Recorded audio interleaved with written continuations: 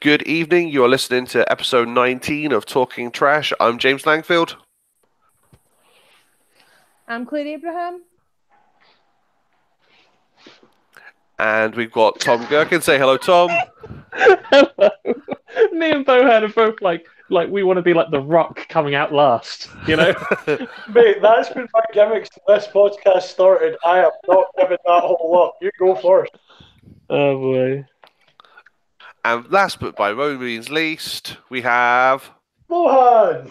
Hooray! And tonight we're going to go back to, not going to go back to our lists because, doing the list works and it doesn't work, but we're just going to shoot the breeze about pro wrestling and this, that, and the other. So we've been off the air for a few months, so kind of what would you say the status of kind of pro wrestling, the big guys is? I mean, we've lost Roman Reigns to his second battle with leukemia, and so get well soon, Roman, and hopefully he can come back. We still might not like the guy, but you don't wish that on the guy. So let's start with that. What do you think about what would you hope? Would you want him to come back? And if he does decide to come back, would you like to see him back in a wrestling ring? Or what kind of character would you want him to have? See, to be honest, nobody wanted that. A lot of us might not have wanted him wrestling, just not in that way. I think a break was needed. It's not a great way to get what we wanted, but I think a break was needed. Wouldn't mind seeing him come back. I think the break could do him good. I don't know how I would like to see a change, but I'd like to see some sort of change. I don't think we can just bring him back as he was, because I think we'll just fall back into old routines and hating him straight away. Tom, what do you think about Roman? Yeah, I think that's fair. He needed he definitely needed to be off of TV for a while or have a different character.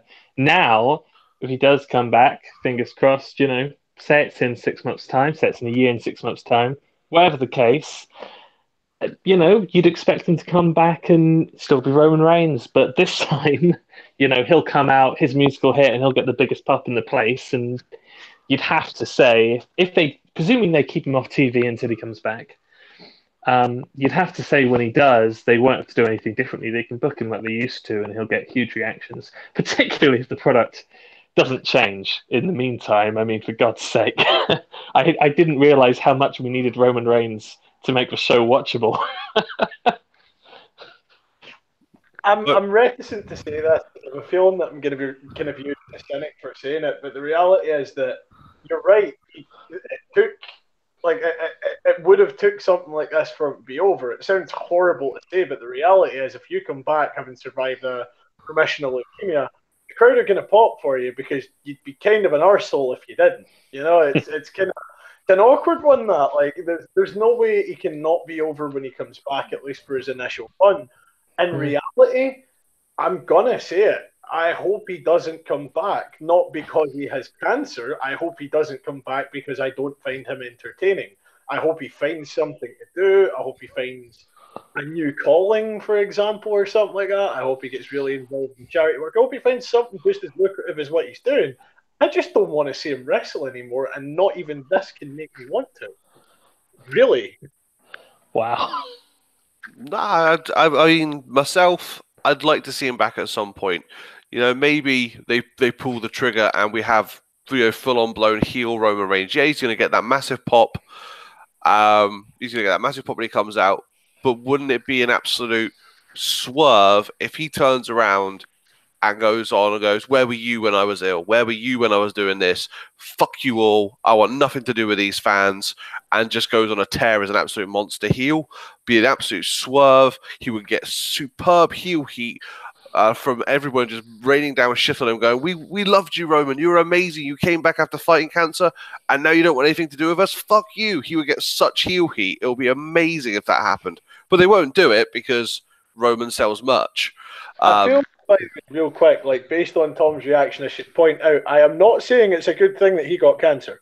I'm in no way saying that. For the clarity of everyone listening to this, I need to be clear here. I'd have been happy if he just decided not to do it anymore. It's got nothing to do with the cancer. I just don't find him entertaining. I'm sorry, Bohan, but front page of BBC News tomorrow is just going to be your face and just, I'm glad Roman got cancer. Again, Wow. I wish we had the joy of him having a loser Bruce Town match and you get to sing na na na na hey goodbye. Realistic, even from a cynical perspective, I don't want that to happen. No, definitely not. But moving on Yeah. from Roman Reigns to Of course. another piece of bad news, we did in the interim that we've been off the air lose Jim the Anvil Neidhart. So I mean, he was one half of the Hart Foundation, a fantastic, wrestler in of his own right. Didn't really get much of the kind of the recognition that a lot of people think that he deserves. I thought he was fantastic when he was with Brett and with the Hart Foundation as the stable. And he was Natalia's dad, and she's gone on to great things. But I think it is a shame, and thoughts go out to the Neidhart family, and it is what it is. But I think Jim's a shame and a loss to the wrestling community.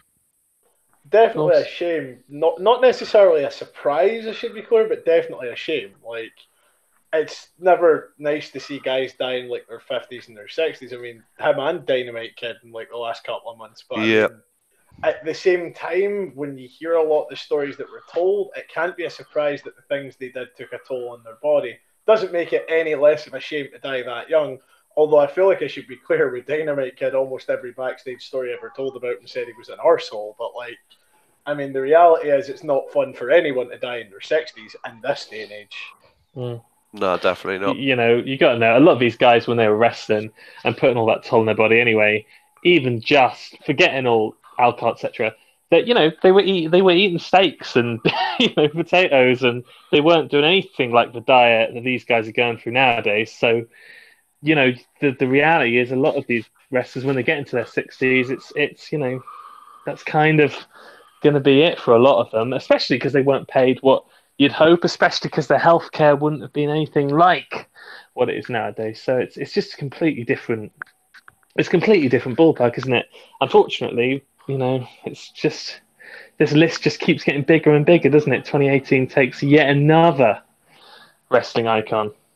No, definitely. And then as well as Anvil, we then lose Dynamite Kid as well. Mm-hmm. I mean, as from what I've heard, and whether or not this is true, there were occasions when they wanted to induct Dynamite into the Hall of Fame, but he refused, as he said that he didn't want the fans to see him how he was.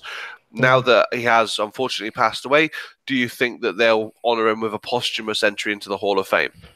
This is what I was saying there. This is what I was thinking the other day, actually, about these wrestlers dying. Was they imagine this as a posthumous list of wrestlers to add to the Hall of Fame off the back of this year?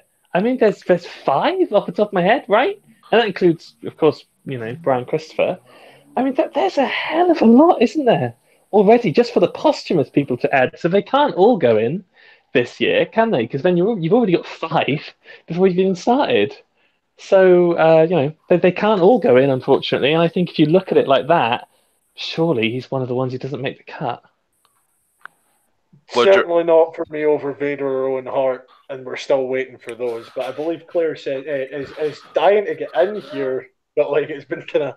No, I wasn't dying. I was just going to say it's a shame that we've lost so many this year.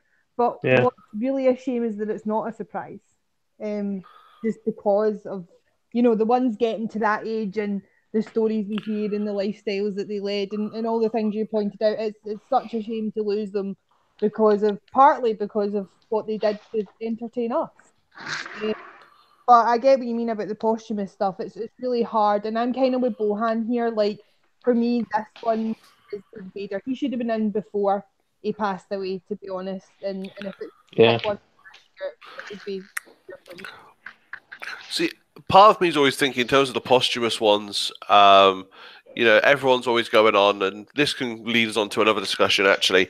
That they wanted to wait until there was something massive, like if it ever got another show in the UK. So there we go. That goes on to the next one. Do you think we'll ever get one of the big 4 in the UK? So do you reckon we'll ever get a WrestleMania UK? And if we did, do you reckon that would be the year that they would induct Davey Boy and Dynamite Kid? Put them in as the British Bulldogs, maybe not together, but as a tag team. Do you reckon that would be the year that would happen? I mean, it's a 2-part question there, and I think the biggest problem is I still don't think it's ever going to happen again. The reality is, when you consider from a purely financial standpoint, the size of American arenas versus the size of the largest potential audience here, it's a fucking huge gulf. Actually, Regardless of Wembley can easily hold Wembley holds 90,000 people seated, and so if you then got the seating, you can easily get over to 100,000. And the biggest WrestleMania was at 100,000 already. So if they put it on in Wembley, you'd get the crowd. But also logistically, the other thing you have to consider is flying the entire setup for a Mania from one continent to another. At the end of the day, when you're already putting on a huge cash show, it's just not going to happen. We would maybe get SummerSlam or Royal Rumble if we were lucky, but the reality is that their biggest market is and remains the US. They're not going to take those huge cash cow gonna sell out shows and bring them here. I think we might get a smaller event here again. I'm not saying we won't get a pay-per-view at all. I think there's a chance we'll get a pay-per-view. They'll maybe do something at that kind of to honour the legacy of those guys. I think you might see some of them go into the Hall of Fame over the next few years when we kind of get through the bulk of the kind of bigger ones that still haven't been inducted, which there is still quite a few. But I just don't see especially one of the big four, ever coming to the UK at this point ever again. I don't think you'd fill that with a UK crowd, and therefore you'd be expecting travel. And have you seen the travel packages from the UK out to Mania? Like, that's like ridiculous cost just to like fly out for like the one show. And I think they would maybe, I don't know that they would struggle. I think they would manage it, but I think they would maybe do it once and then never again if they ever did decide to do it. But I'm not sure. I don't see where the benefit is in them doing it. And if there's not a benefit for them to do it, then I don't see them doing it. Yeah, I think you're right. The cost of it alone, in terms of people going, I don't know if we necessarily sell out Wembley. I can't see Mania coming over here anyway. I mean, that show starts with the American national anthem. As amusing as it would be to hear that sung over in West London, I just can't see it. It does happen, to be fair to with that point, it does happen at the NFL games that are on at Wembley, and it's the most bizarre thing I've ever fucking seen. Fair play. That is really weird, and I didn't know it. So cool that does happen, but what the hell?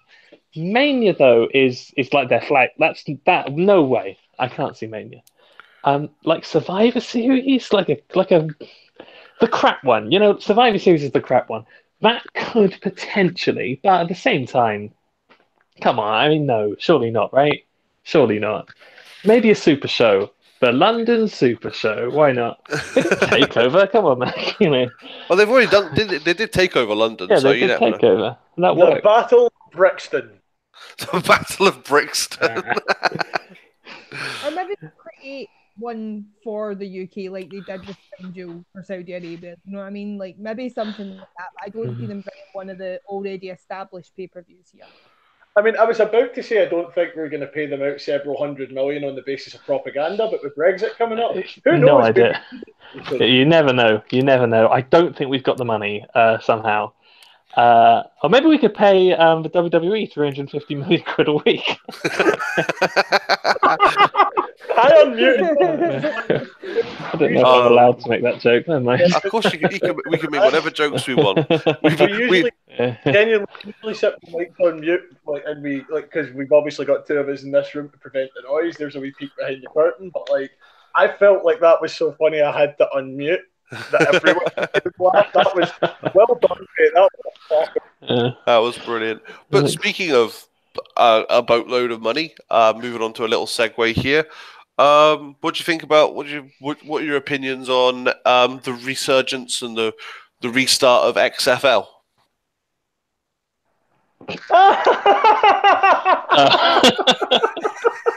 Jesus. Yeah. God. Oh, well, they got it. Why not try it, eh? Come on, let's look at the other way. Why not try it? Why not try it? Fuck it. Give it a go.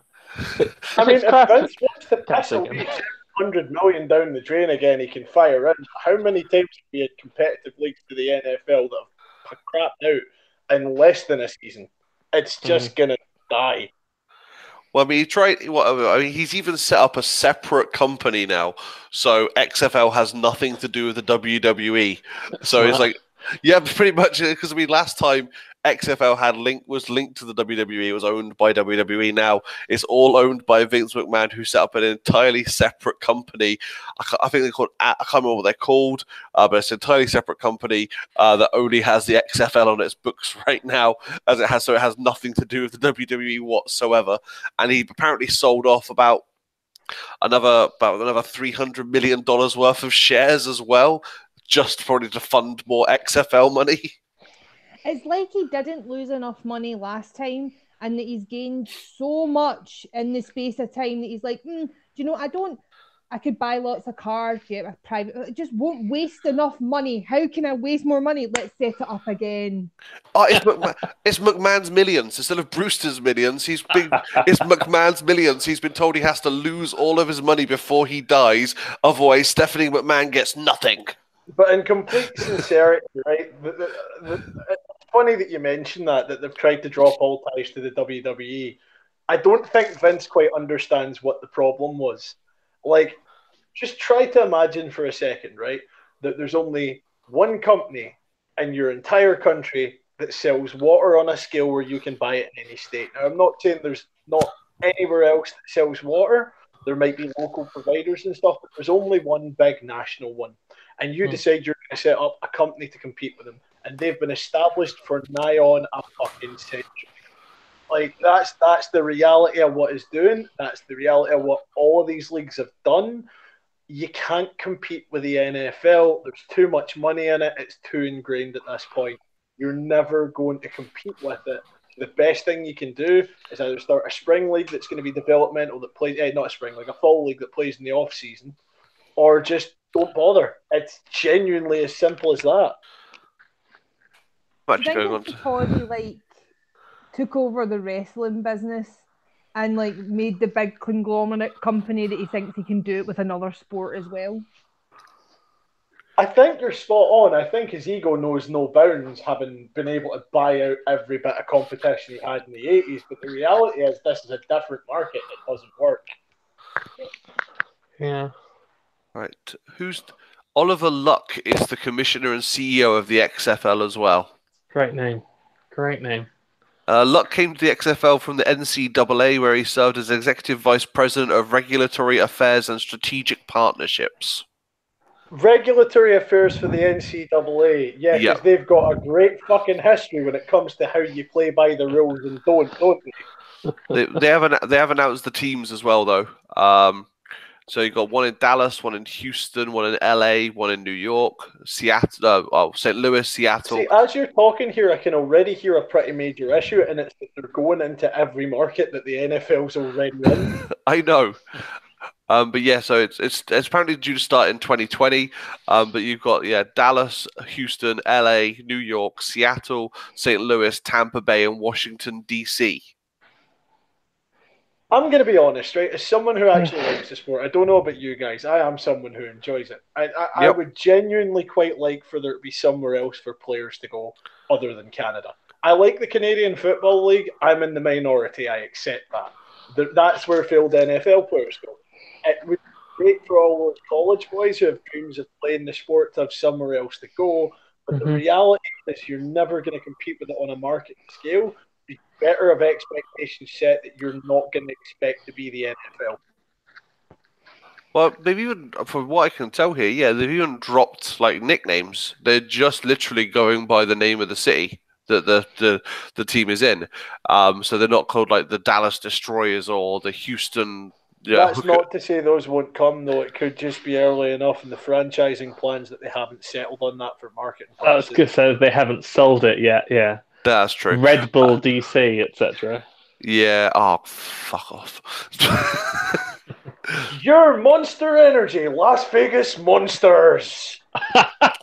Although Sponsored by Monster Energy. Yeah. Speaking of Las Vegas, I was actually quite pleasantly surprised, like going off from the XFL, but how well the Las Vegas Golden Knights did in their first season in the NHL.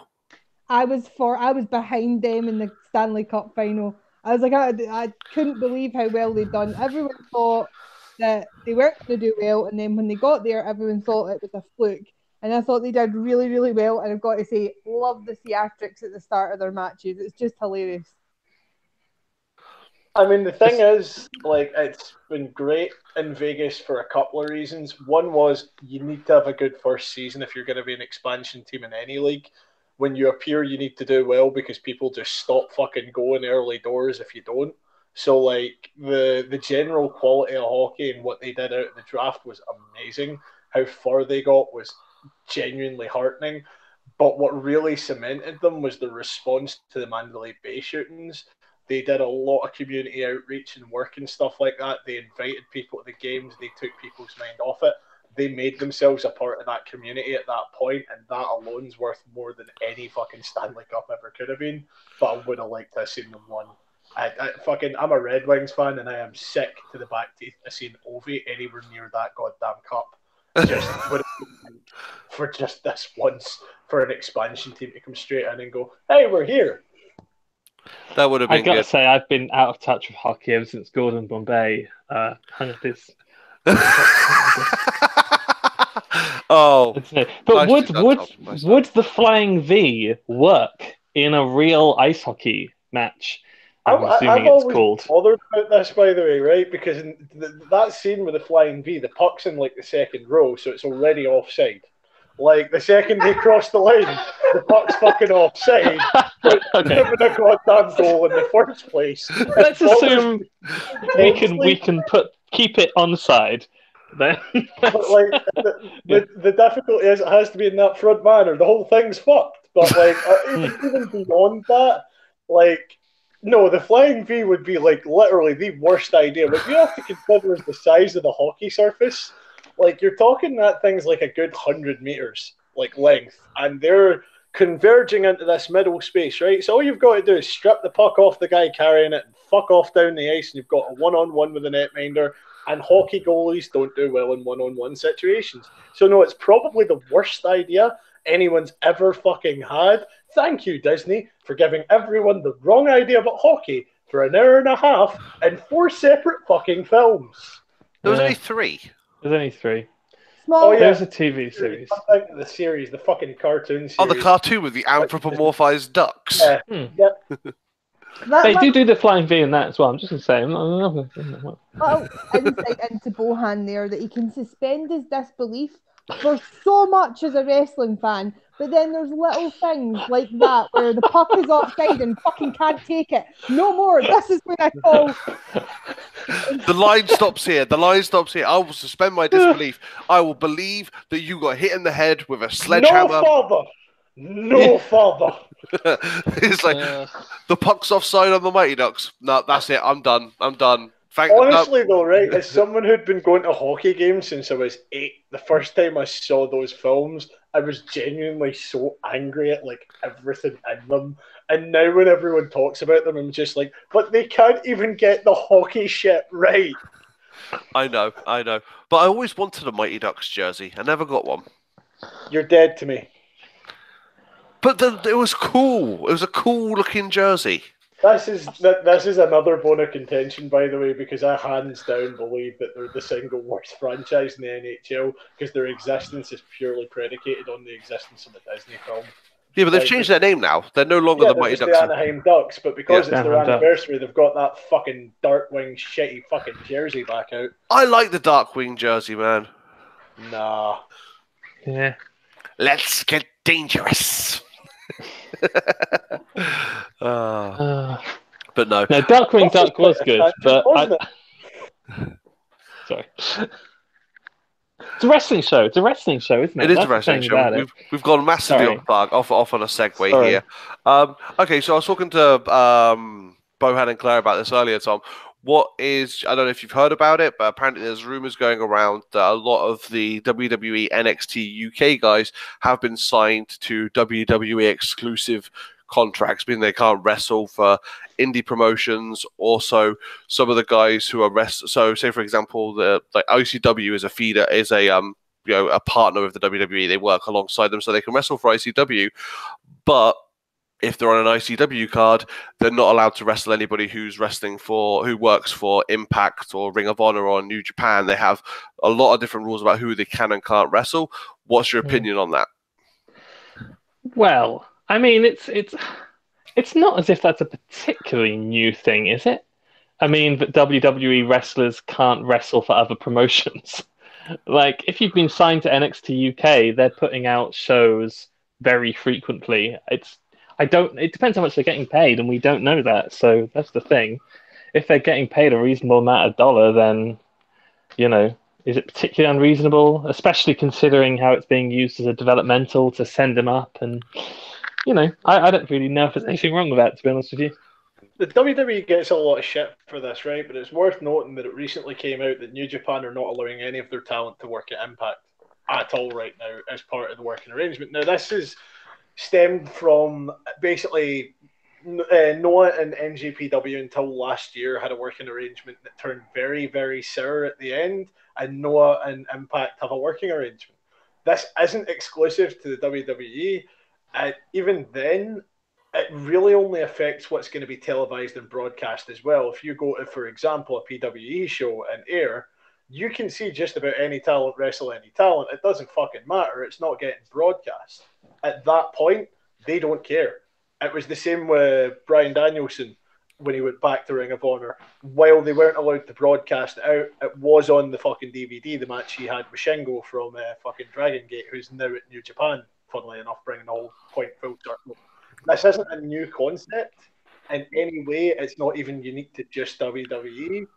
The reality is, if that's what they want, where's the harm in it, I suppose? Like, how many genuine, like, when you bring talent over for the perspective of someone who's bringing in an import or bringing in someone who wants to really bring in someone that's going to buy, like, it's going to sell tickets, arses and seats, as Shivani would say. Like, the reality is that you're bringing them over to job for one of your own talent. You're not bringing them over to put on a big match with some other import, because any of the other imports are coming into your card to do a favour for talent that you want to put over to get more people to come back.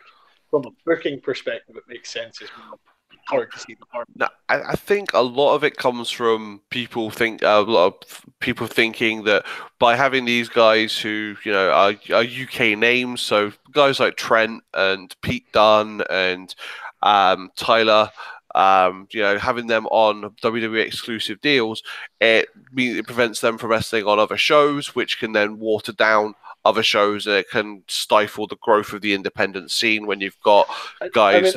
I that's get just an argument. It's wrong though, like, because they still work. There are still guys that work independent shows in the States and go to partner promotions and stuff like that, even under exclusive deals. It just gives them the right to say no, basically. No, it's just one of those things. I mean, I've like I said, if the guys, because we're not there, we don't know what they've agreed to, what they've been told they can and can't do. But I mean, if they've signed a contract to them, then it means they're happy to do so, because they're signing a contract of their own free will. It's not as if they don't have people who won't book them. Neville left. He's getting people. He's back as Pac now. People are booking him. There's plenty of wrestling companies out there who will, get you, who will put you on their card if you're not wrestling for the WWE. It's not as if the WWE is the only game in town anymore. The independent wrestling has come on in leaps and bounds. So other than the 90-day no compete, once that's over, then you can go wrestle for anyone pretty much who will put you on their card. WWE, whilst it's the only game in town in terms of what's on TV, it's still going to be the biggest televised wrestling promotion out there. Right now, Impact is so far off the market, doesn't even bear thinking about. ROH aren't closing in anytime soon. It is, if you want to be on TV, you need to be on WWE. But if you're not bothered about that, then there's anywhere else you can work for. No, I think you're right. And I think the thing is that if the guys want to be in WWE, they're going to see this as a good stepping stone to get into the main product. And I think it probably, for a lot of them, allows them a bit more security than working the independent scene. So I can see why they would go for it. But I don't think it's going to do any harm, to be honest. I mean, it is what it is. They can say no, they can say yes. I think with the working arrangements they have with other people, they're just kind of taking on those guys. And okay, they're our guys now, but we still have our working arrangement where, there will be matches that they're allowed to participate in. Yes. What was I going to say? Just because it reminded me that obviously ICW have a working arrangement with WWE. He worked in Impact before and kind of got over a little bit. But would you be happy if if they ever took Grado on took put him on a WWE, had Grado in the WWE? Happy, yes. Terrified, also yes. I mean, like, I love Grado. I think that gimmick's amazing. Like, it's genuinely, it brightens me up. I love it. I love a bit of comedy now and then. I think he's great at what he does. I think he's just genuinely so endearing as a human being and everything he does. Like, you look at him and you see all your mates from work and down the pub and things like that. Like, it just makes sense to us as an audience. I don't know that Americans get that. I think they have an Impact, but that's because Impact already is a laughing stock. It's not afraid to do things that might make it a laughing stock. You know what I mean? But you laugh at that, but it's true. Like, the public perception of Impact is such that they can do ridiculous things, and people just go, "Oh well, it is Impact." Try that. Oh yeah, that just reminded me that I was watching an episode of Impact, not a whole episode by any way, shape, or form. It was about 15 minutes, but in the first 15 minutes, one character, her name was Ali. She was a real bubbly character, but then she sided with the sort of evil kind of priestess, and apparently she doesn't have a soul anymore. So witchcraft is in TNA. You're making my point for me. Quite I know. Like, that is it. Like, there's no fear of ridicule from Impact. They don't have the big fucking PR machine behind them that needs to clean up every time they make a mess. When they make a mess now, it's expected. So, like, yeah, I'm not saying Grado was a mess by any stretch. When they brought him over, they let him do what he does, and it worked, and he got over because it's a gimmick that works. But if you put that in another context for a different audience, you're maybe not going to get that same kind of reaction. I mean, we're bringing up witchcraft and Impact like it's a joke, but I mean, are we forgetting that the Undertaker can literally summon lightning, and the Hardy Boys have the Lake of Reincarnation? Like, really? Yeah, but those are real things, Claire. I will let you have the Undertaker, right? But where did the woken stuff begin? True. That's my point. Yeah, but the woken gimmick, that's a real gimmick. Matt Hardy was a broken man, and then he became Matt Hardy that we all know and love, and he had to put himself through the Lake of Reincarnation, and Jeff had to go for it. It's all real. It's a documentary series. It's all real. They did that. George Washington is in that deer. They did that because they let TNA take the chance on it, and it worked. That's the reality. WWE doesn't try these things. They take them when they work. Yep. And isn't there now like a reality-based TV show on the network that's all about like the woken Hardys? Yeah. Absolutely. Did you watch it's hilarious. House of Hardy special? Indeed, I did. Yeah, it went on immediately following whatever the heck the pay-per-view was. I can't remember what it was now. Survivor Series? Yeah, it must have been. The first thing I said before we started watching that was, if there are no green beans, I will be disappointed. I was not disappointed. Getting in as well, Shane Helms back with the Hurricane gimmick, bringing in the Godfather to turn into Papa Shango. Like, that was so telegraphed, and I'm still waiting for it. I was still so happy when they did it. Vanguard and his wee girlfriend. It's just brilliant. It is so good. I'm just trying to think of other stuff that we can...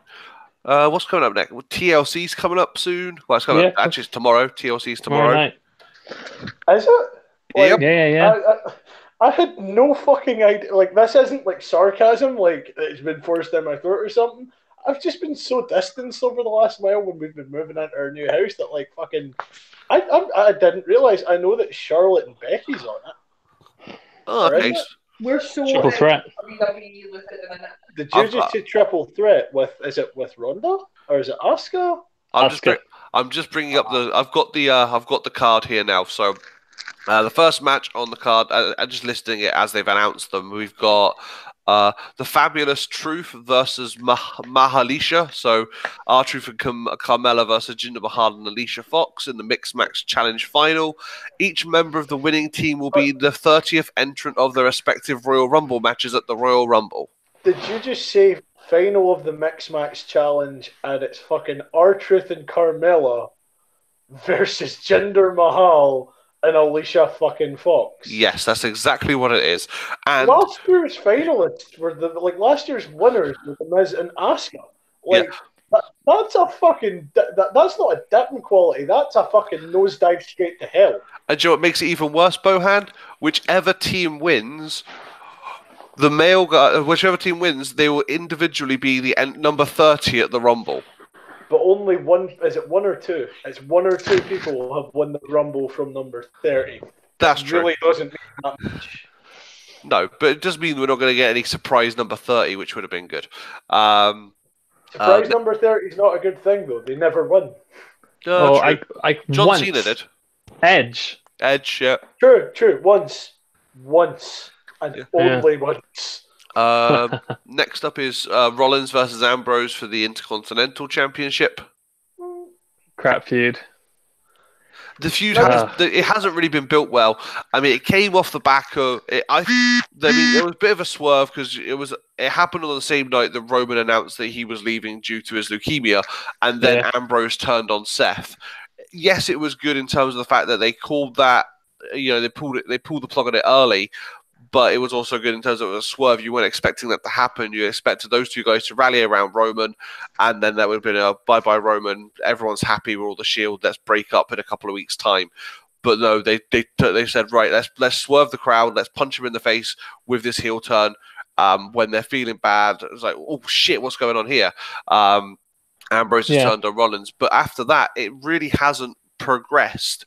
Ambrose and Rollins are two very good mic workers. I just don't think that feud has really gotten off the ground, other than it's kind of hit a stumbling block. They haven't really found they have good chemistry in the ring, but I just don't think there's anything really to get your teeth into in terms of the fact they just don't like each other. How could it? Smart, but do you not think you're at least going to get a decent match out of the two? No, I think it will be a good match. I just don't think it's been a good feud. At least it's going to be a decent match. That's better than most of the other than, I was surprised at the quality of Survivor Series this year. I was surprised at the quality of Evolution. You look at most of the pay-per-views this year, they've been hot dog shit. So the idea that you might get a decent match on one of them is something to cling on to with both goddamn hands. That is true. Next up, we've got Braun Strowman versus Baron Corbin in a TLC match. If Strowman wins, he'll get a Universal Champion. Yep, but one second. Here's the stipulations for this one. If Strowman wins, he'll get a Universal Championship match at the Rumble, and Corbin will be stripped of all power. If Corbin wins, he'll become the full-time GM of Raw. I got to tell you, they know the fans don't care, at least, because they addressed the fact that the ratings are so terrible. I mean, they had Rollins come out, and instead of doing anything for his feud, he came out for half an hour chatting to Baron Corbin, and then they had a match. But whatever. This feud is stupid. Strowman is obviously going to show up. Obviously, if he doesn't show up, then maybe he won't. Maybe he won't, because WWE have gone bizarre now. Oh God, who knows? Who cares? Even if he does, do anybody here genuinely believe Braun Strowman and Baron Corbin will have a good wrestling match, TLC or otherwise? No. Well, it depends. Are we just going to see Braun Strowman throw Baron Corbin through furniture? Because really, if we're honest. Yeah. The best thing we can hope for out of this, and I'm not going to say no to that. It would be kind of interesting to see his face with the eyes that look like a fucking child's go through all manner of furniture. I could take that. I could take that. His suffering brings me great joy. That is true. Yeah. And I mean, cosmetically as well, he does look better with his head shaved, because that long hair was just not doing him any favors. No, that was terrible.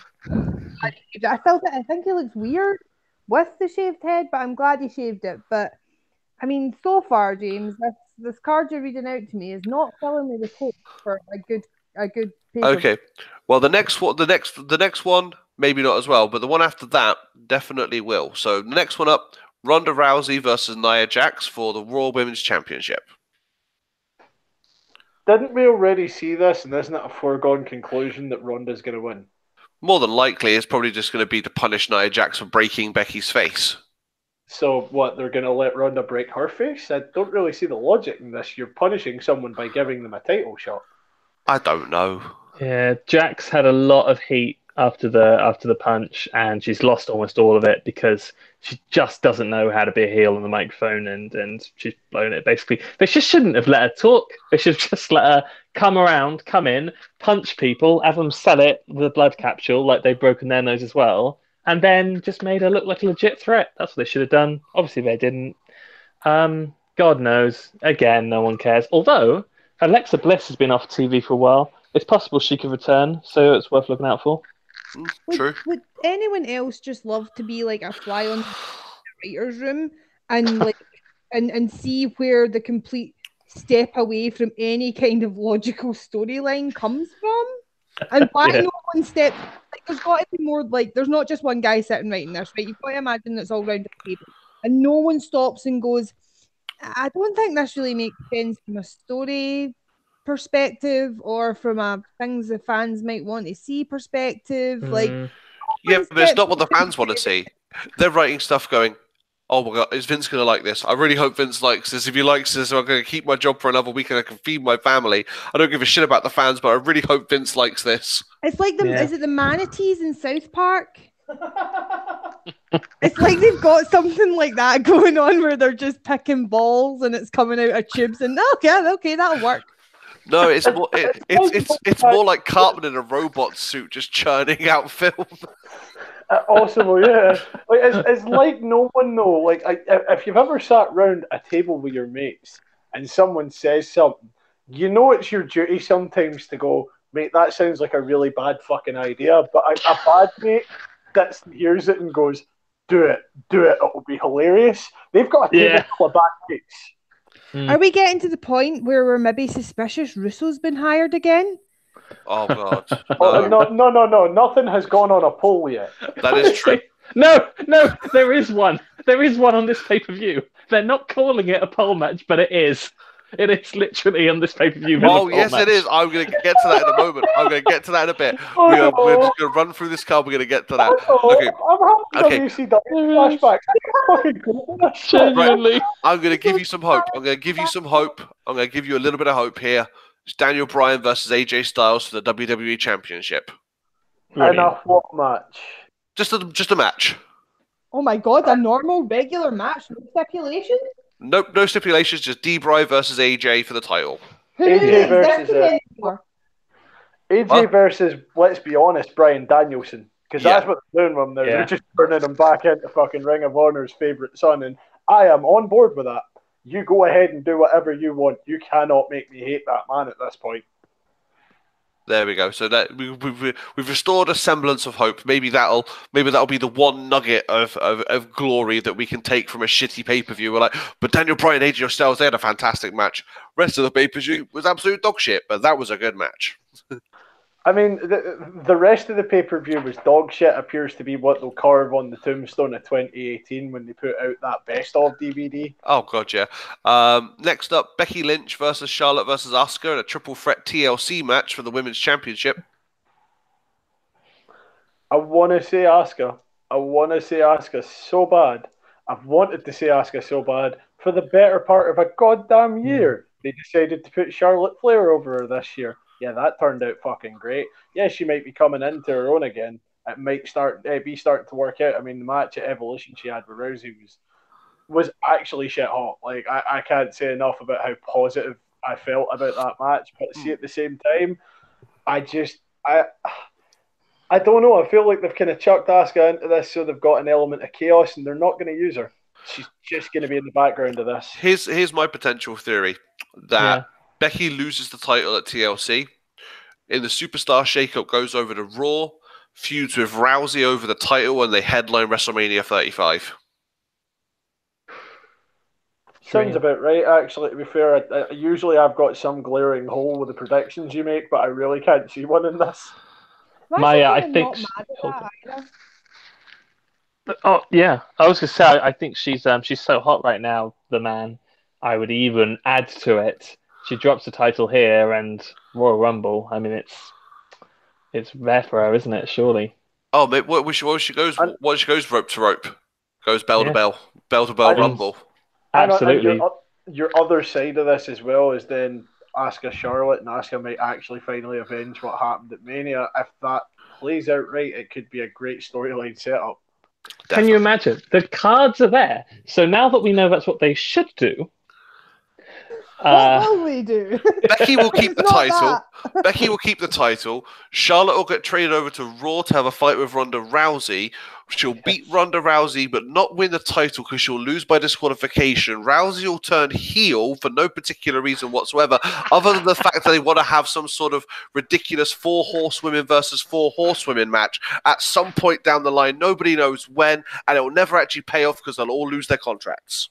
lovely. I mean, the reality is that Ronda did an interview, like an actual straight interview, where one of the dirt sheets talking about how the second she loses, she's lost her value. I don't agree with her at all, to be honest. I think that she's playing a sympathetic babyface character, so you need to fucking lose now and then, pal. Otherwise, you turn into John Cena. But like in reality,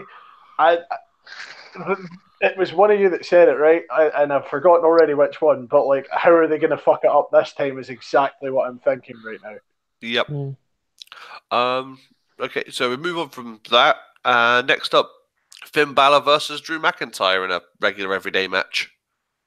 Yeah, bear in mind Ziggler will interfere somehow. Oh god, yeah, we know that's going to happen. If Finn wins, that's fine. Finn could probably do with a win here and there. I forgot. Is it just me, or people say he only brings out the demon when he needs it? He's fucking needed it all year, and he's not been able to bring it out. I think I honestly wonder to what extent he personally makes that call. Like he literally is thinking, this match isn't worthy of it, like that. I mean, a match against McIntyre at TLC, he must be thinking, no, I've got a reputation, it's fucking nothing. I think he's one of the ones at this point that would benefit from just jumping ship when he can.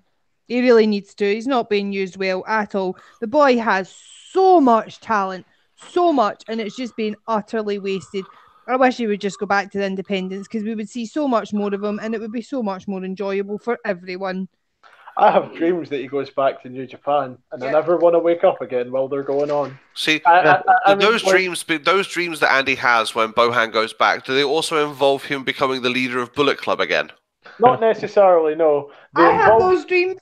My dreams usually involve him now because the Bullet Club and the Elite have fragmented into 2 separate entities, joining the Elite and just kind of being like, "Hi, Cody, I did this before you. How about I do this now? Okay. Like, I would have, don't get me wrong, I want to be clear, I have spewed my adulation for Cody Rhodes, God knows how many times on this podcast. But, like, I think that, I honestly, I like both guys. I'm probably the only one on this podcast right now that actually likes both guys. I know Claire's not that keen on Drew. I know that James likes him, but I don't know this is necessarily a format. I don't know what Tom thinks of Drew. I think he's fine. I think when he was tagging with Dolph, they were both getting something out of it. I think right now, I feel like it's gone on a bit long. Sorry, yeah, I think the whole Diesel and Shawn Michaels 2.0 thing kind of worked for them, like, quite well. I'd like to see this be a great match. The two of them are capable of having one with each other because they've been having this match on and off for a decade. Like, there's no reason the two of them can't put out something that looks great. I think it's just going to be a damp squib in the eyes of most fans. Okay, and here we go. Here comes the, oh my god, somehow Vince Russo managed to smuggle his way back into the writing room match because it's Elias versus Bobby Lashley in a ladder match in which a guitar is suspended above the ring and the first to retrieve it can use it as a weapon. Didn't Jeff Jarrett already have this gimmick match? Like, fucking nearly a decade ago. Actually, more than a decade ago, nearly 2 decades ago. Precisely. Russo's managed to get himself back into the writing room somehow. Our wrestling is going back in time just like our politics. What is happening? Well, I mean, one morning we all woke up in the 80s again. We all know this right now. Like, how is that extending to this now?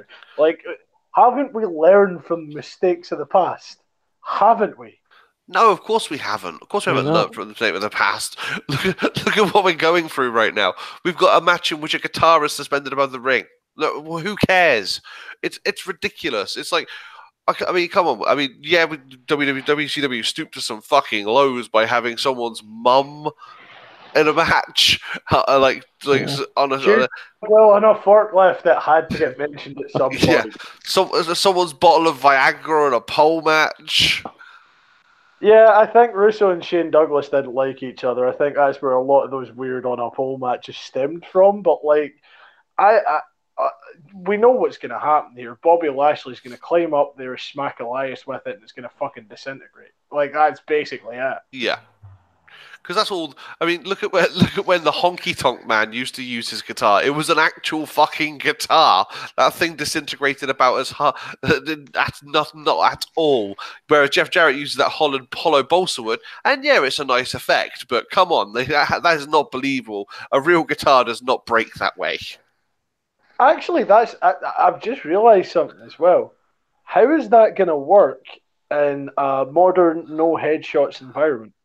They did it before.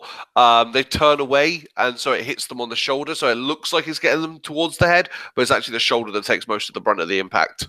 At that point, why bother? I know. Yeah.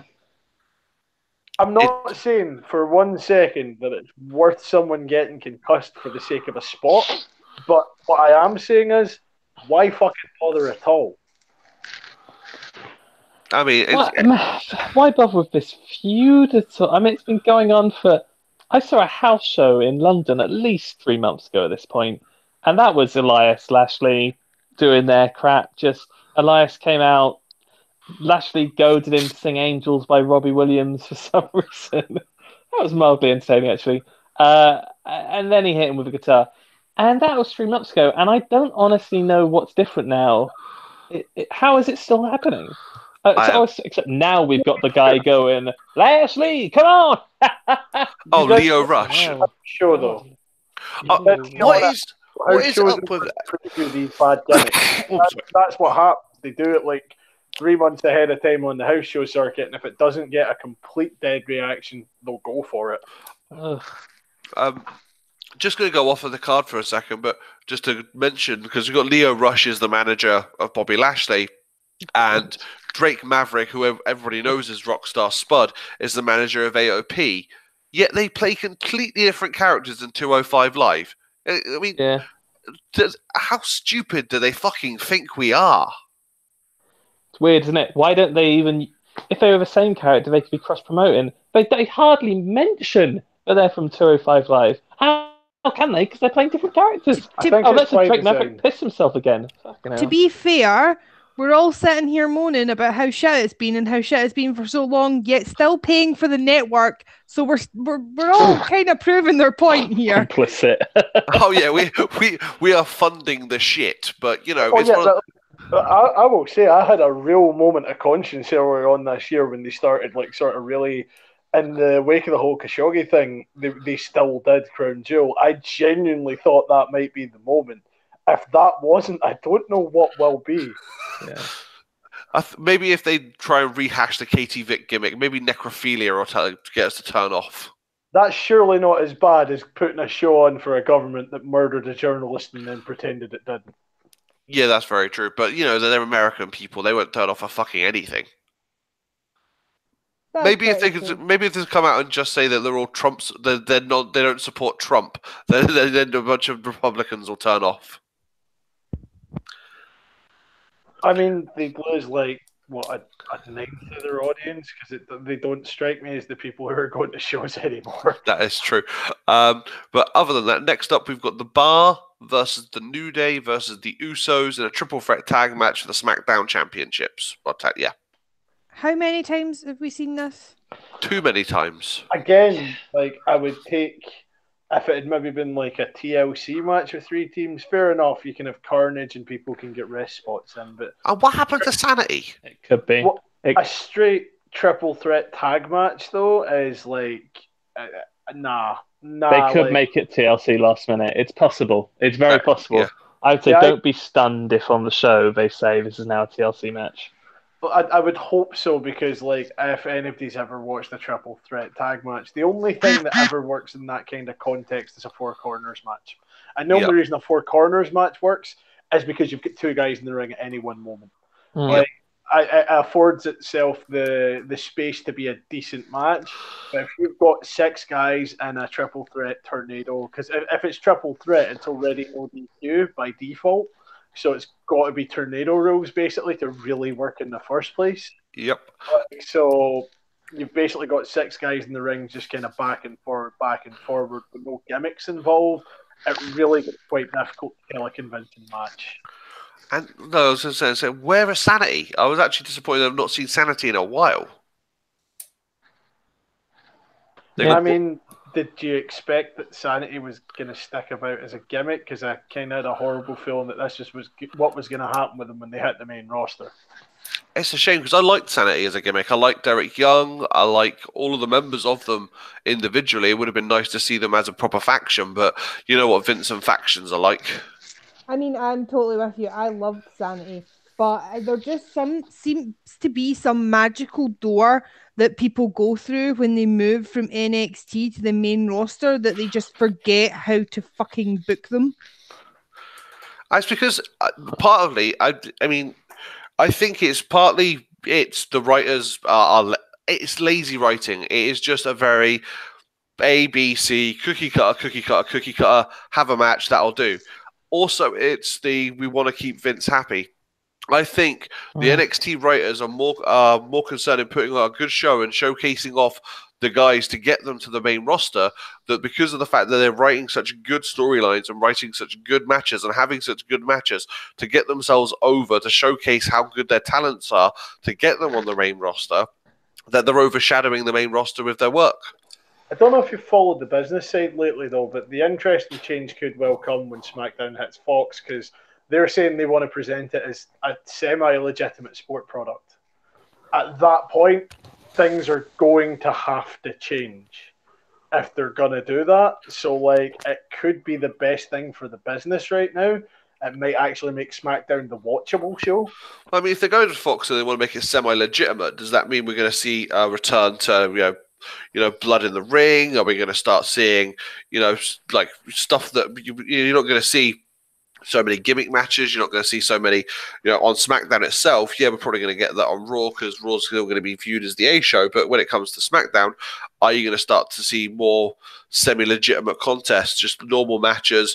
If it's, in the UFC, there is, blood happens a lot. Are you going to start seeing that sort of thing when you expect when someone's getting hit in the face, they're going to get an eyebrow cut, they're going to get a lip cut? Are we going to start seeing that sort of thing again? I think that's going to be a very, very hard line for WWE to walk because they've pulled away from it so much to be more family friendly recently. If that's what Fox wants, that's going to be a really, really tough line for them to walk, I think. But my opinion on it is that things really aren't going to get any better until Vince is no longer involved in the product. Which, let's face it, not in a bad way, but I don't think the man's ever going to step down. So that's going to be when he pops the clogs, basically. Unfortunately so. And I mean, if Triple H, Paul Levesque, however you want to describe him, is running NXT, and you see what he's doing with NXT and NXT UK, and you've seen what he has done and the talents that he has and the wrestlers he's brought into NXT and the way that he's showcased them. Yeah, there's been some hits and there's been some misses, but more than often than not, he's had more hits than he has had misses. He brought, War Games has come back. Yes, it was WCW only. It never got to WWE, but War Games has come to WWE, albeit in an NXT capacity. Whether or not that means that we're going to get War Games in a WWE capacity, that remains to be seen. But if they keep it with NXT and we keep getting the matches that we're getting, because the last one we had at the last Fallout was absolutely sublime. It was fucking amazing. Like, just two real quick things to pick up on the earlier point about the blood. If you want to see how you tell a convincing sport product for wrestling without blood, go back and look at joint promotions when they ran World of Sport. Go back and look at those matches with like Rollerball Rocco, guys like that, and you will see how you work a legit match that looks great and looks real and looks like a sport and competition, even with a couple of high spots, but doesn't need blood to function. If they want to present it as a legitimate sport product, it doesn't necessarily mean it has to come with the blood of a legitimate combat sport. It just means that it has to be presented in a certain way where what takes the utmost importance is what goes on in the ring and how it's presented. And that alone would be a big step up in quality and would move it closer to the likes of what you get from Ring of Honor as a product. Cool. The other thing, just to pick up on it, War Games is back, and this year it was actually War Games. It wasn't 3 teams, it wasn't a weird format, it was War Games as it's meant to be, and holy shit was it good. It was fucking sublime. There was, what was it that there were so many spots that I watched and I was just like, holy shit, I've never seen that before in my life. Just it was absolutely amazing. It's not strictly speaking War Games because we still have no roof on the cage. Would you want a roof on the cage? I'm willing at this point to let that go because the difficulty within having a roof on the cage is for shot purposes. It can make it quite awkward to get certain shots that you're looking for, and it also makes it much harder to set up, and the roof usually sagged. I've gotten over the fact that it doesn't have a roof. It took me some time, but I've gotten over it. Like, it worked. It's fine. What was I going to say? One of my as a result, like, it is what it is. One of my favourite parts of that match was it was getting towards the end of the match, but those two the two teams just in between the two rings facing off each other and then just beating the shit out of each other in between the rings. Man. Yeah, that was so good. Like standing shoulder to shoulder and like slowly approaching. Oh man, that's what it's all about, isn't it? Those moments, they're not even wrestling in that moment. It's just the anticipation of what's about to happen. Perfect. So good. How is that the same company that's putting out that and that's putting out this pay-per-view? How is that the same company? Because Triple H is in charge of NXT. Yeah. I'm pretty sure in that moment one of the cameramen didn't enjoy it so much. No, that's true. yeah, exactly. No, but there was just such a good stuff. I mean, the Ciampa and Gargano, they're 1 year, the feud that lasted a year, a whole fucking year. When do you get a feud lasting a year in the WWE now? I mean, I think you go. I was going to say, and it's being so good. Oh yeah, and being as good as it was, but yeah, a feud lasting a year is unheard of on the main roster. I NXT. think the difference though, like we keep going back to NXT, and the difference is the key difference is NXT is run by someone who is legitimately a wrestling fan. I don't know that Vince McMahon is now or ever really has been a wrestling fan in its purest sense. No, he's a businessman. He's always been what's going to get me the most money, what's best for business. He's never really been the wrestling fan. He's always going to be what's going to get the most people to come and see this show. How is it going to make me the most money? Whereas Triple H wants to put on the best product for the fans. I mean, it does mean that someday we're going to get what we're looking for. We keep going to it, but like in reality, the sooner he gets the reins, the better. Mm. Oh yeah, but hopefully. But we still got a few more matches on this TLC card to run through. Next up, Natalya versus Ruby Riott in a tables match. That sounds like the most boring thing I'm going to watch all year. It also sounds like nobody's going to interfere in that because Ruby Riott, I don't know, does she have any friends who might come in town and try and put Natalya through a table? I don't know. It is basically Riot Squad versus Natalya, Sasha, and Bayley. That is basically the match. Yeah. Also, I did see very briefly like the table that Ruby Riott had made. I thought they'd learned from the whole David Flair incident, but clearly they have not. No, yeah, let's make a table with Jim on it. That's really just beyond the pale. Yeah, it's terrible. Yeah. Next up, Buddy Murphy versus Cedric Alexander for the Cruiserweight Championship. Honestly, Buddy Murphy's like cruiserweight matches been not bad. Genuinely been really good to watch. Like, it kind of made me wonder if I should have been watching 205 Live lately and if they've turned that shit around. It does seem to be a shame that they hyped it up so much that we're going to get the Cruiserweight Championship back. We're going to have a whole show for Cruiserweights, and it's shit. It doesn't get the either the screen time, and it's like we're going to have Cruiserweights on Raw. They're going to get showcased on Raw, and then they're going to have their own show. You've got a 3-hour show which you fill with 20-minute promos that introduce a match. mean fuck all. You have shitty promos that do nothing. You have backstage segments that do nothing. Focus on the in-ring product. You've got hundreds of wrestlers on your roster who deserve ring time, and instead you're giving it to shit like Elias versus Bobby Lashley, and they're hanging a guitar from the ring. That doesn't deserve ring time. That deserves to get in the fucking bin.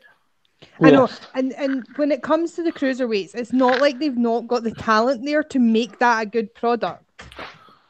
And it all stems down to the writers and the fact that they write these shitty storylines that go nowhere, achieve nothing, and that we care nothing about because they're lazy. All they care about is writing for this week. What we're going to do this week. It's like they don't have the bigger picture because they're scared that a wrestler might get injured, so their plans have to change. That's what being a good writer is being about, is making sure that if plans do change, you can roll with those changes and make sure that you can carry on going. You have to have a big picture. You can't just go from week to week and hope for the best. I don't think it's the big picture that's the problem, though. Like, I get what you're saying, but I do feel like the problem isn't the big picture. The problem's the small details. Like, the overall, like, sort of... I mean, we've talked about the ideas they could have for going forward, and we've seen that they can execute stuff that's done over a long period of time, but they can only execute maybe 2 storylines at a time that go over any real length of time. And then everything in the middle suffers. It does seem that they put this focus on, it's like the mid-card guys, because I mean, right now, Raw has to focus on the mid-card because Brock Lesnar's fucked off to do God knows what with a title that he gives less of a shit about than his fucking UFC career. You know, he's been given a title that he doesn't give a shit about. All he gives a shit about is turning up, getting paid, and leaving again. That guy could... In his defense, the match with Bryan was sublime. Yeah, in his defense, that was a great fucking match, and the pair of them worked at perfection.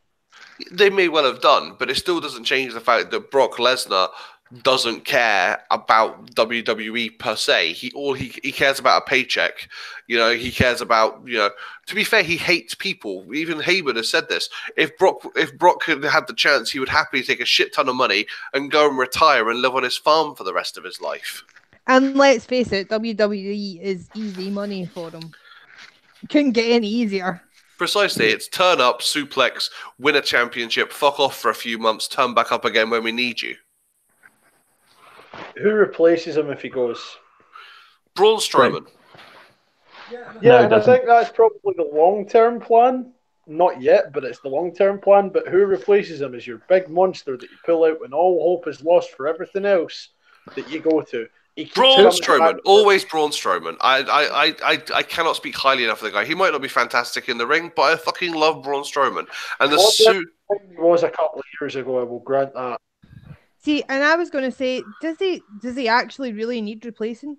Would the product lose anything from not having Brock on it anymore? Like, really? No, it wouldn't. I think we'd actually have much better matches. Your title belt would actually be represented more fucking often, and you'd be able to give other guys a better fucking shot at it. Like, I think you could get rid of them and not fucking replace them. And nothing would be lost. I think rather than getting rid of them, you could use them better. I think you wait to Mania this year, you put Bryan back in the ring with him, you have him guillotine him out and he fucking faints. Or you have him tap.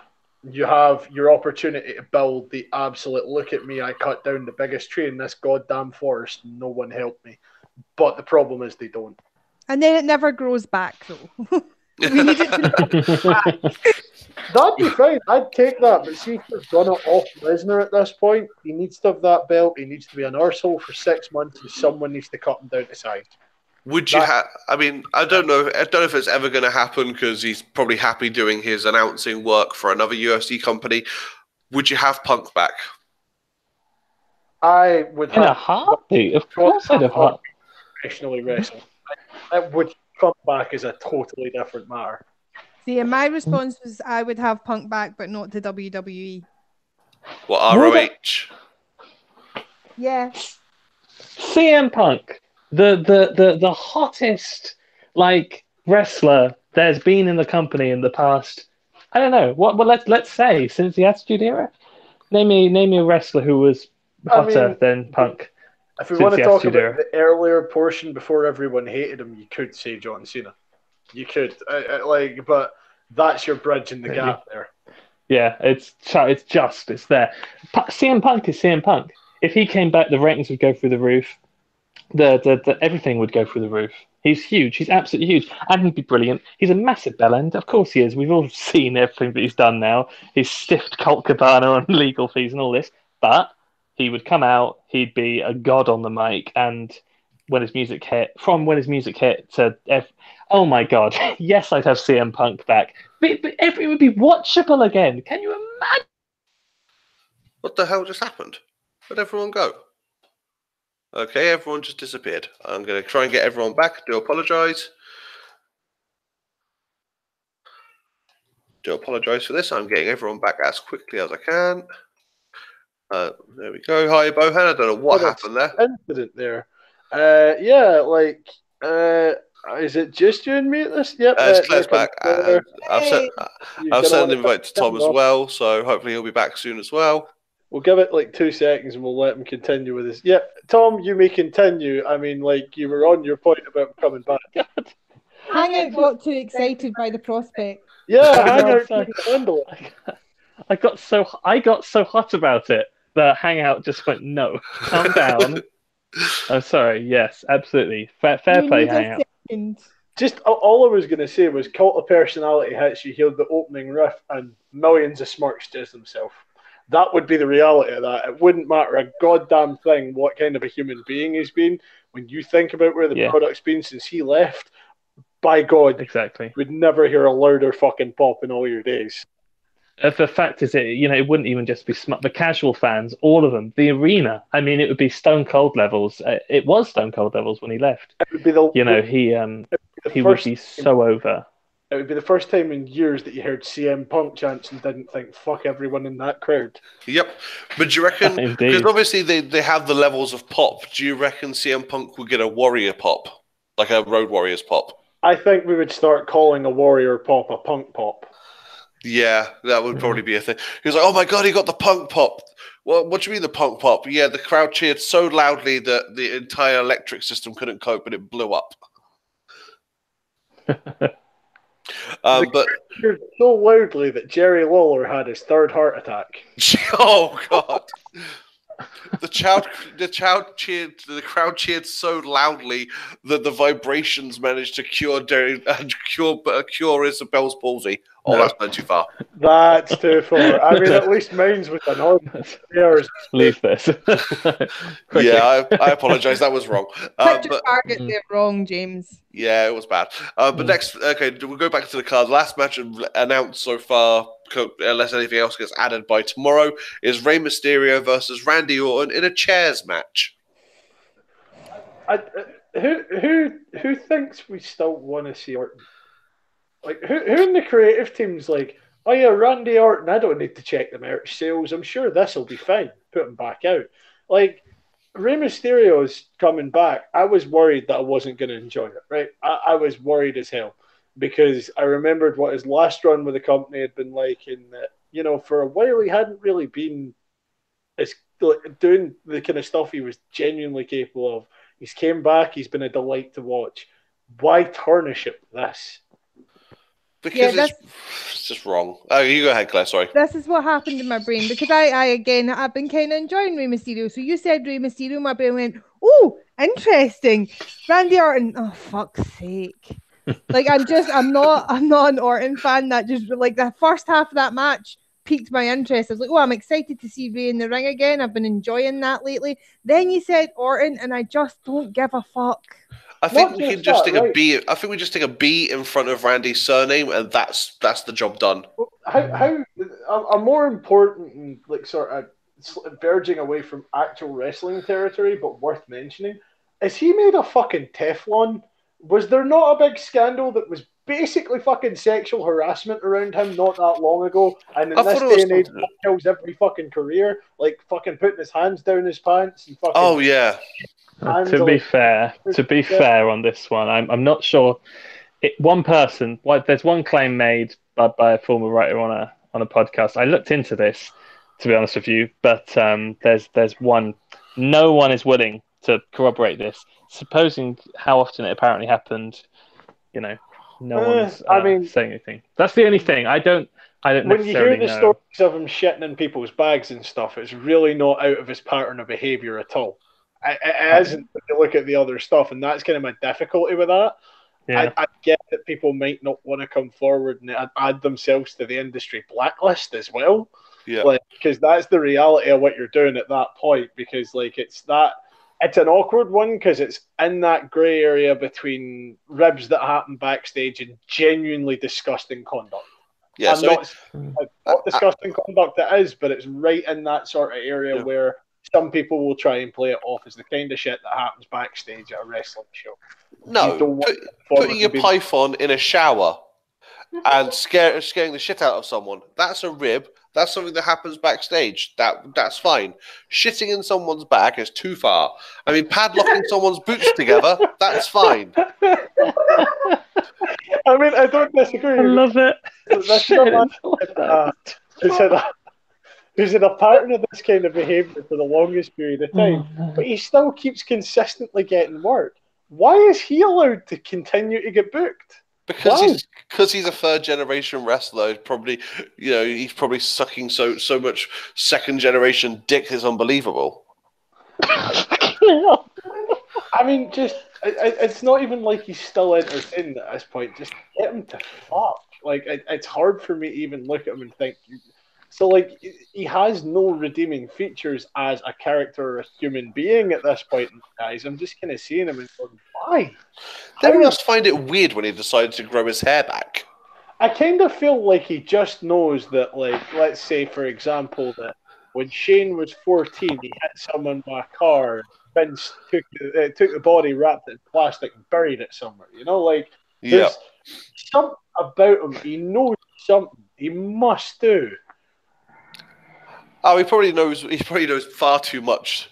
All the stories that he's been told by his granddad and his dad, he probably knows far too much.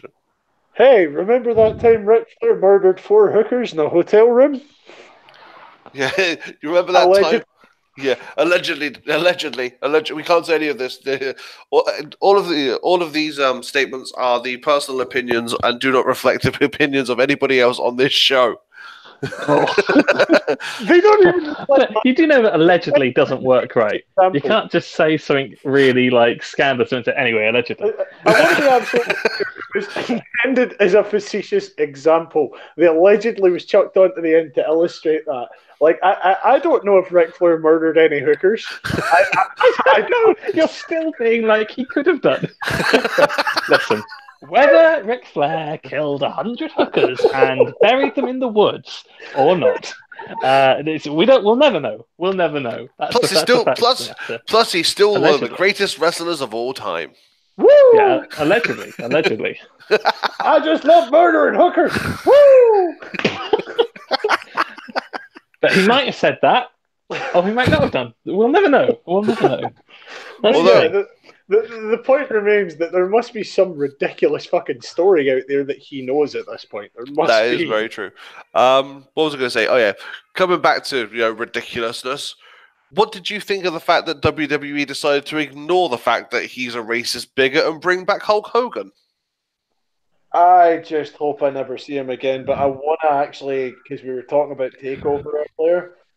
He made comments on Twitter directed at Velveteen Dream, and Velveteen Dream responded by wearing his gear and taking the piss out of him and having someone kick out at the leg drop. I just want to point out how fucking amazing that is. That boy is just I love Velveteen Dream, and I did before that. See, when I saw that and I saw the kick out for the leg drop, I was like, yes, boy, yes, just continue doing this. Continue pissing off the old racist. It makes me so fucking happy. I think Velveteen Dream's an excellent wrestler, and I just don't think that should be up for debate. So that's my opinion. No, I like Velveteen Dream as well. Velveteen Dream is fantastic on NXT. I still find it brilliant that on one of his set of ring gear, he actually had a guy airbrush "Call Me Up Vince" onto it. I love that as well.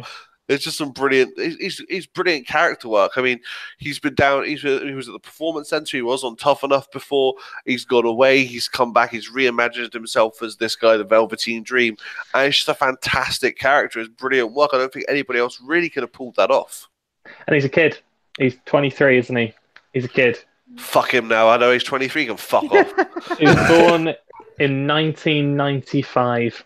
Jesus Christ. He's He's like a The kid. year my parents took me to see Toy Story. in 1995. I was 10 years old. Fuck him. Yeah. Fuck him and his. Only 4. Well, nobody cares about you, Claire. It's all about me now. It's all about He's a me. kid. Hang on, I feel obliged at the babyface in this relationship. Who am I kidding when I say that? But to point out that I care deeply. Yeah. You're only saying that because she's in the room. I mean, I'd be saying it if she was out of the room. I happen to like my ponies. Wow! That's insinuating some stuff there. Oh, it's all alleged. It's all alleged. Yeah, allegedly. He might not do. He might not do. I Oh, love her very deeply, and she did this, but I believe she was going to make a point as well. Well, I was just like, I think Velveteen handled that beautifully.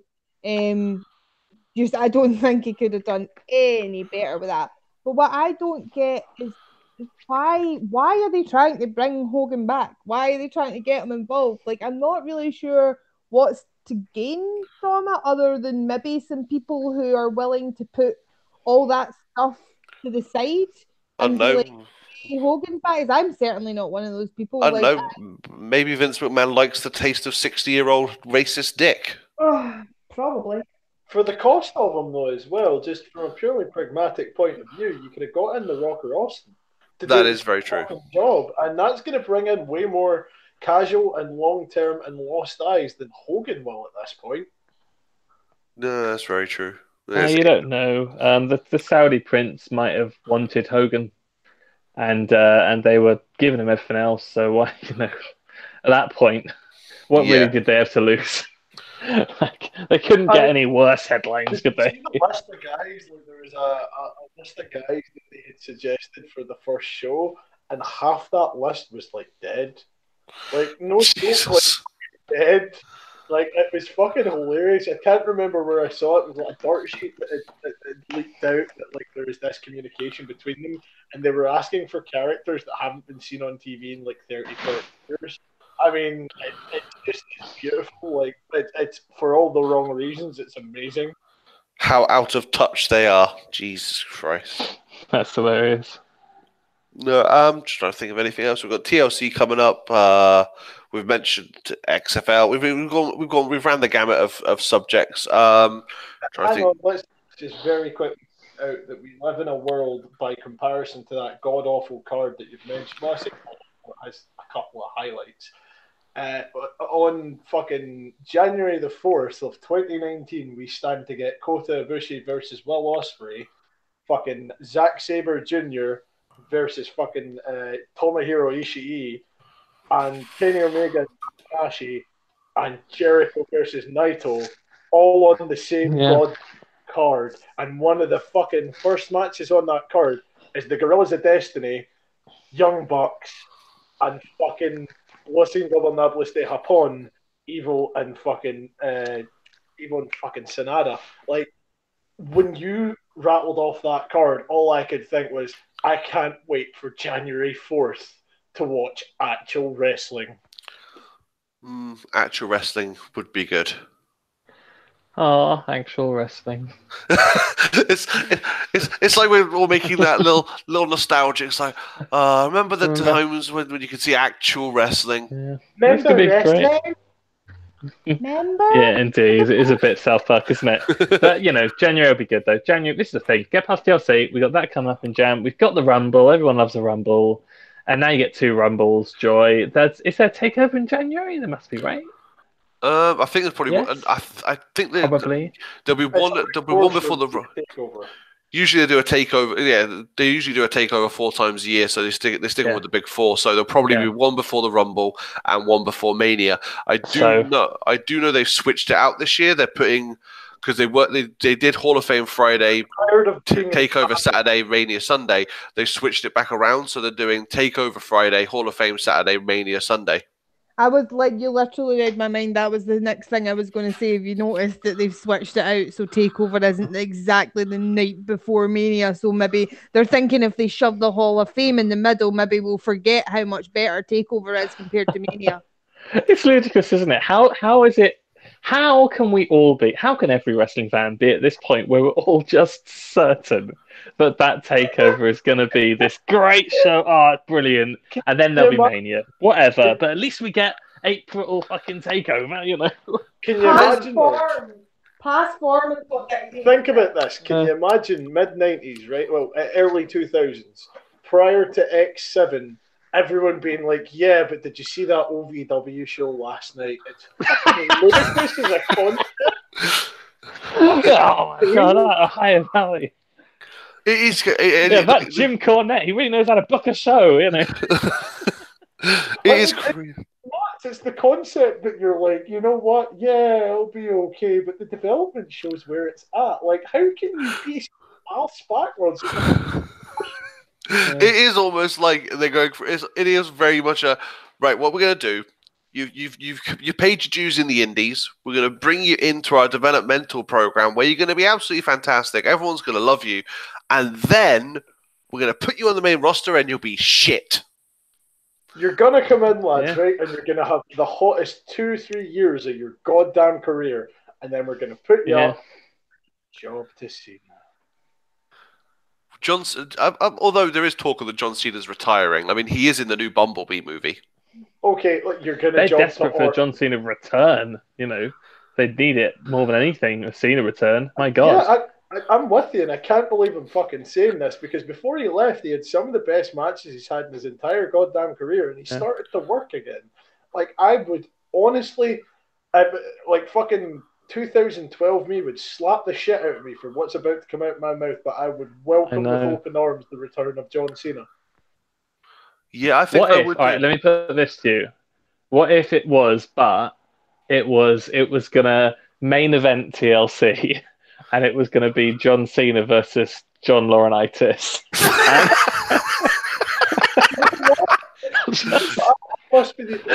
We know what you want. But that Johnny Ace versus John Cena match, I actually found entertainment value in it when I watched it at the time. It was god awful. It was, but at least Johnny Ace was a willing stooge, and that made all the difference. I've never actually seen any of his older work when he was Johnny Ace and he had the Ace Crusher. Oh, mate, I remember watching him come to the ring in a skateboard and look like a fucking giraffe on ice skates. It's the best thing I've ever seen. Yeah. Man, it's always funny when you look back and you look at like where they've come from, like Stone Cold when it was part of the Hollywood Blondes. Becky the Leprechaun. Who the fuck's that? Becky Lynch. Oh yeah. Becky the Leprechaun. I'm sure she was also part of the Rosebuds at one point. So was Strowman. Yeah, Strowman was the Rosebud. I remember that. I know that Charlotte and Sasha were two of the girls during Triple H's Conan entrance. Get out my head. I remember that as well. That's what I was just thinking about there. I know, of course, you know, it's always funny when you think about that and you think of wrestlers whose gimmicks have changed so dramatically across promotions.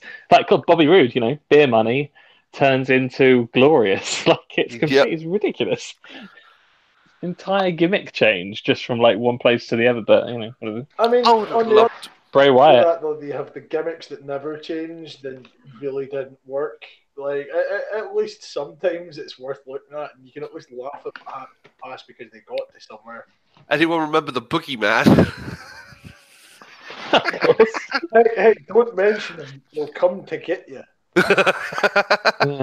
Oh dear God, that guy you may joke, but what if he was in your bedroom, like, you know, eating worms? Then you'd say, all right, fair enough, it's a good gimmick. See, I'm okay with that gimmick right up until the worms, and then I need to check out. Like, I just can't take it. And he's just smashing a clock on his head. Yeah, he's kind of Yeah, I don't- bizarre world Flavor Flav. I always felt that. Crazy ass man.